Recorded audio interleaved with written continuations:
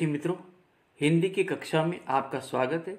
आज हम एक वीर रस से भरपूर कविता देखने जाएंगे जिसका नाम है वीरों का कैसा हो वसंत।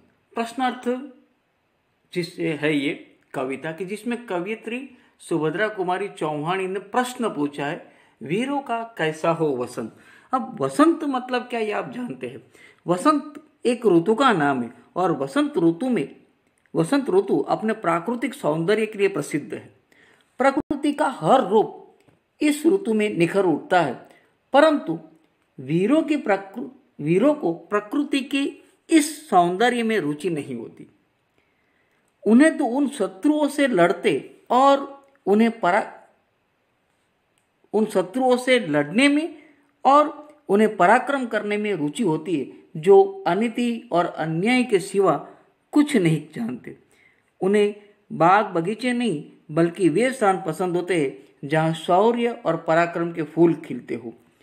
ये कविता कुछ ऐसे ही भाव लेकर आई है कि वीर किस प्रकार का वसंत पसंद करते हैं। सुभद्रा कुमारी चौहान हिंदी साहित्य का एक बहुत ही जाना माना नाम है। लोगों में वीर रस को स्फुरण कर दे या तो लोगों को वीर रस भर दे लोगों में, ऐसी कविता उन्होंने बहुत सी लिखी है। फिर चाहे वो लक्ष्मीबाई को लेकर हो, फिर राणा प्रताप के घोड़े चेतक को लेकर हो, उन्होंने कई ऐसी कविताएं रची है कि जिनसे व्यक्ति में वीर रस उत्पन्न होता है और वह अन्याय का सामना करने के लिए प्रेरित हो उठता है। अब मैं यहाँ पर कवयित्री का परिचय पढ़ूंगा आपके लिए, उसे आप ध्यान से सुनिए। तो श्री सुभद्रा कुमारी चौहान का जन्म सन 1904 ईस्वी सन में और निधन सन 1948 ईस्वी सन में हुआ, केवल 44 वर्ष की आयु। सुभद्रा कुमारी चौहान का जन्म प्रयाग में ठाकुर रामनाथ के घर हुआ था। कास्थवेट गर्ल्स कॉलेज में आपने शिक्षा प्राप्त की। आपका विवाह खंडवा निवासी लाल लक्ष्मण सिंह चौहान के साथ संपन्न हुआ। सुभद्रा कुमारी चौहान ने कांग्रेस के असहयोग आंदोलन में भाग लेने के लिए अपना अध्ययन छोड़ दिया और पति को भी देश सेवा में भाग लेने के लिए प्रेरित किया। सन 1947 ईस्वी सन की 15 फरवरी को जबलपुर के समीप एक मोटर दुर्घटना में उनका देहांत हो गया। सुभद्रा कुमारी चौहान न केवल स्वतंत्रता सेनानी रही, वरन उन्होंने साहित्य सृजन भी विपुल मात्रा में की। मुकुल व त्रिधारा इनके काव्य संग्रह है। बिखरे मोती, उन्मादिनी, सीधे साधे चित्र कहानी संग्रह है। बिखरे मोती नामक पुस्तक पर उन्हें सक्सेरिया पुरस्कार प्रदान किया गया था। सुभद्रा कुमारी चौहान की भाषा शैली सरल और सुबोध है। प्रस्तुत कविता वीरों की शूरवीरता को प्रोत्साहित करती हुई उत्तम काव्य रचना है। पूर्व पश्चिम उत्तर दक्षिण चारों दिशाएं पुकार रही है। पर्वत हल्दी घाटी सिंहगढ़ भी तैनात हो गए हैं, तो वीरों का कैसा वसंत कहकर कवयित्री ने शूरवीरों का उत्साह बढ़ाया है। अब हम एक के बाद एक कविता का स्टैंजा देखेंगे और जहाँ शब्द ऐसा जरूरी हो शब्दार्थ दूंगा और एक्सप्लेनेशन। मैं कविता का पठन करता हूँ, ध्यान से सुनिएगा। वीरों का कैसा हो वसंत, आ रही हिमाचल से पुकार, है उदती गरजता बार बार, प्राची पश्चिम भू नभ अपार, सब पूछ रहे हैं दिग दिगंत, वीरों का कैसा हो वसंत। तो वसंत जैसे मैंने बताया कि वसंत मतलब एक ऋतु का नाम है, वसंत ऋतु। हिमाचल माने हिमालय पर्वत, उदती का मतलब होता है समुद्र या तो सागर, प्राची मीन्स पूर्व दिशा, पश्चिम ये भी एक दिशा का नाम है, भू मतलब जमीन धरती, नभ आकाश, दिग मीन्स दिशाएं और दिगंत माने दिशाओं के छोर। ये सभी जगह से एक ही पुकार उठ रही है, एक ही प्रश्न उठ रहा है, वीरों का कैसा हो वसंत।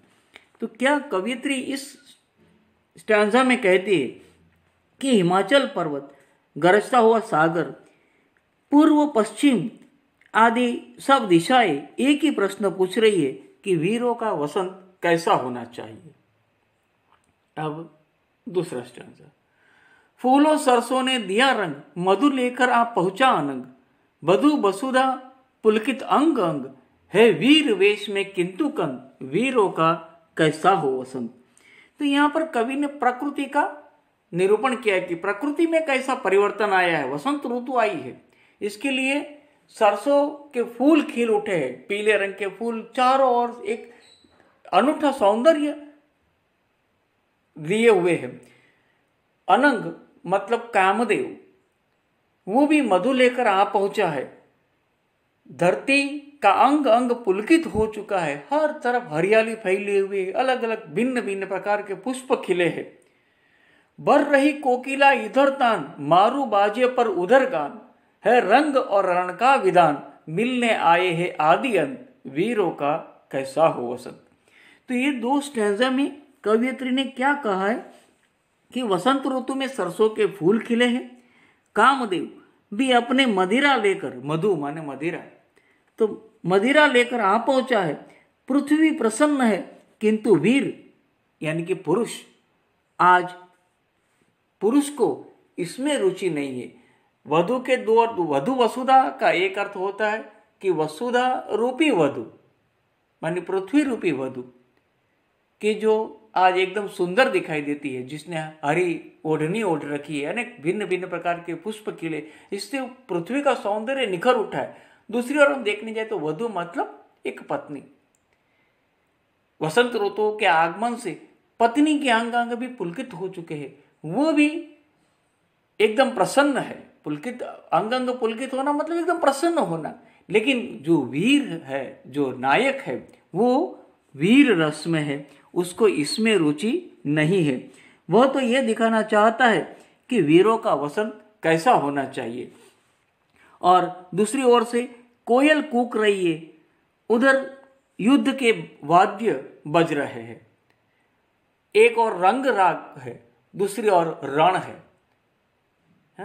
तो दोनों परिस्थितियां बिल्कुल भिन्न है, बिल्कुल अलग अलग छोर की है। इसलिए कवयित्री कहते हैं कि मिलने आए हैं आदि अंत। जैसे और आदि और अंत का मिलन कभी संभव नहीं है, लेकिन आज ये मान लो संभव होता दिखाई दे रहा है, क्योंकि एक और रंग है, दूसरी ओर रण है। तो ये भिन्न भिन्न छोर के प्रकृति की आज यहाँ पर मिलन होने जा रहा है। इस समय में वीरों का वसंत कैसा होना चाहिए। अब इतने सारे प्रश्न पूछने के बाद कवयित्री खुद जवाब देती है।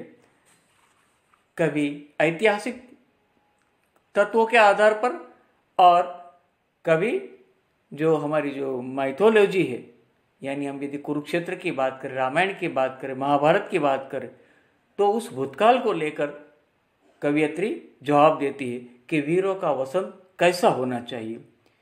अब आगे का स्टांजा। कह दे अतीत अब मौन त्याग, लंके तुझ में क्यों लगी आग, एक कुरुक्षेत्र अब जाग जाग, बतला अपने अनुभव अनंत, वीरों का कैसा हो वसंत। कवयित्री क्या कहती है कि अभी ये जो अतीत है, अतीत भूतकाल से कहती है कि तुम अपना मौन त्याग कर कहो कि वीरों का वसंत कैसा होना चाहिए, क्योंकि भूतकाल में ये सब हुआ है। वीर को क्या पसंद है? प्रकृति का सौंदर्य। उसका मन क्या प्रकृति के सौंदर्य को लेकर लुब्ध होता है? नहीं, उसको तो पसंद है अपनी वीरता दिखाना। जब भी कभी शत्रु ने अपनी मातृभूमि की तरफ आंख उठाई है, या तो किसी स्त्री की तरफ आंख उठाई है, या तो स्त्री की पवित्रता को लांछित करने की कोशिश की है, वीर ने उसका सामना किया है और स्त्री की पवित्रता को बचाया है और मातृभूमि को दुश्मनों से बचाया है। ऐसा वसंत जो है वो वीरों को प्रिय है। और इसीलिए लंका का उदाहरण देती है कि कवयित्री कि लंका में हनुमान जी ने आग लगा दी थी। क्यों? क्योंकि रावण ने सीता जी का अपहरण किया था, स्त्री की मर्यादा का अपहरण किया था, इसलिए उसको सजा देने के लिए हनुमान जी ने लंका को आग लगा दी। दूसरी ओर कुरुक्षेत्र, तो इसमें भी द्रौपदी का वस्त्रहरण का प्रयोग हुआ था, प्रयत्न, द्रौपदी के वस्त्रहरण का प्रयत्न हुआ था कुरुसभा में। और शायद उसी सभा में जो घटना घटी, स्त्री की मर्यादा का लोप करने के परिणाम स्वरूप कुरुक्षेत्र के उस महायुद्ध का बीज रोपा गया, जिसमें हजारों सैनिकों की जान चली गई। लेकिन ये भी जायज है क्योंकि स्त्री की मर्यादा का रक्षण करना है, मातृभूमि की मर्यादा का रक्षण करना है। अब मातृभूमि की मर्यादा का जब बात आती है मातृभूमि की, तो यहाँ पर उसके लिए उदाहरण है हल्दी घाटी के शिलाखंड, ए दुर्ग सिंहगढ़ के प्रचंड, राणा ताना का कर घमंड, दो जगह आज स्मृतियां ज्वलंत, वीरों का कैसा हो वसंत। हल्दी घाटी, वैसे तो वहां पर कुछ नहीं है, लेकिन हल्दी घाटी हमारे इतिहास का एक सुवर्ण पृष्ठ बन गई है, क्योंकि इसमें महाराणा प्रताप ने अपनी मातृभूमि को बचाने के लिए, अपने आन बान और शान को बचाने के लिए शत्रुओं से भूखे रहकर भी उन शत्रुओं का मुकाबला किया था। तो उसका एक एक शिलाखंड राणा की आन बान और शान का साक्षी है। उसी तरह से सिंहगढ़ कि जो दुश्मन के कब्जे में था, मुसलमानों के कब्जे में था, उसको मुसलमान के कब्जे में से छुड़ाने के लिए शिवाजी के सेना नायक तानाजी ने अपनी जान कुर्बान कर दी थी और सिंहगढ़ को दुश्मनों के हाथ से बचाया था, या तो दुश्मनों के हाथ से फिर प्राप्त किया था। तो इनका घमंड हमें लेना है और ये समझना है कि वीरों का वसंत कैसा होना चाहिए। तो क्या करती है कवयित्री, अतीत से प्रश्न पूछती है और जवाब देती है कि लंका और कुरुक्षेत्र में हुए वीरों के पराक्रम ही वीरों का वसंत कैसा हो, इस प्रश्न का उत्तर दे सकेंगे। राणा प्रताप और तानाजी की वीरता और बलिदान वीरों का वसंत कैसा होना चाहिए, इसका प्रश्न इस प्रश्न का उत्तर दे सकते हैं और उस याद को ताज़ा भी कर सकते हैं। शायद रामायण और महाभारत को हम बहुत पुरानी बातें समझे और शायद इसमें हम शंका भी करें, लेकिन हल्दी घाटी और सिंहगढ़ तो आज भी खड़े हैं और आज भी राणा प्रताप और तानाजी के उस पराक्रम की याद हमें दिलाते हैं। अब अंतिम स्टैंजा। भूषण अथवा कवि चंद नहीं है, बिजली भर दे वो छंद नहीं है कलम बंदी स्वच्छंद नहीं, फिर हमें बतावे कौन हंद, वीरों का कैसा हो वसंत। आज कवि भूषण और कवि चंद नहीं है, उनके छंदों में वो ताकत थी कि वो अंग अंग में बिजली भर देते थे, वीर रस उत्पन्न कर देते थे और व्यक्ति अपनी मातृभूमि को बचाने के लिए अपनी जान कुर्बान करने को तैयार हो जाता था, वीर रस से भरपूर हो जाता था। लेकिन आज ऐसे छंद गाने वाले ये कवि नहीं है। कवयित्री की कलम है, लेकिन आज कलम भी स्वच्छंद नहीं है, वो भी बंधी हुई है, क्योंकि देश में अंग्रेजों का राज है। अंग्रेजों के शासन में कवि को जो अपने मन में आए वो कहने की इजाजत नहीं है, अनुमति नहीं है। यदि वो कुछ ऐसा कह बैठता है तो उसकी कविता जब्त कर ली जाती है। इसलिए कवयित्री कहती है कि कलम बंदी स्वच्छंद नहीं है, और ऐसे समय में हमें फिर कौन बताए कि वीरों का वसंत कैसा होना चाहिए। इसलिए आज मान लो ये कविता रची नहीं जा सकती है वीरता जो वीर रस से भरपूर हो और हमें वीरता को प्रस्फुटित करे हम में, लेकिन हम उस भूतकाल का सहारा ले सकते हैं। राणा और तानाजी के शौर्य को याद करके वीरों का वसंत कैसा होना चाहिए, ये उत्तर हम प्राप्त कर सकते हैं। तो यहाँ पर ये जो कविता है वीरों का कैसा हो वसंत, ये खत्म होती है। यहाँ मधु का एक अर्थ दिया गया है भंवरा, और मधु का दूसरा अर्थ जैसे मैंने बताया वो शराब भी होता है, मधु भी होती है। और क्वेश्चन आंसर आप जानते हैं मैं आपको PDF के माध्यम से भेज दूंगा। आप यदि घर पे है तो कृपया वीडियो सुनने का, कविता को समझने का प्रयत्न करना, और यदि आप क्लास में आ ही रहे हैं तो कोई प्रश्न नहीं है, क्योंकि क्लास में कविता में बराबर समझा भी चुका हूँ और प्रश्न के उत्तर भी वहाँ पर दे देता हूँ। इसलिए लेकिन जो आज भी घर पे है और घर से अपना काम कर रहे, वो मेहरबानी करके अपनी CW में ये PDF जैसे ही आपको मिले आप सारे प्रश्नोत्तर अपनी CW में लिख ले, और प्रश्न के उत्तर को समझने के लिए तो कविता को समझने के लिए वीडियो देख ले।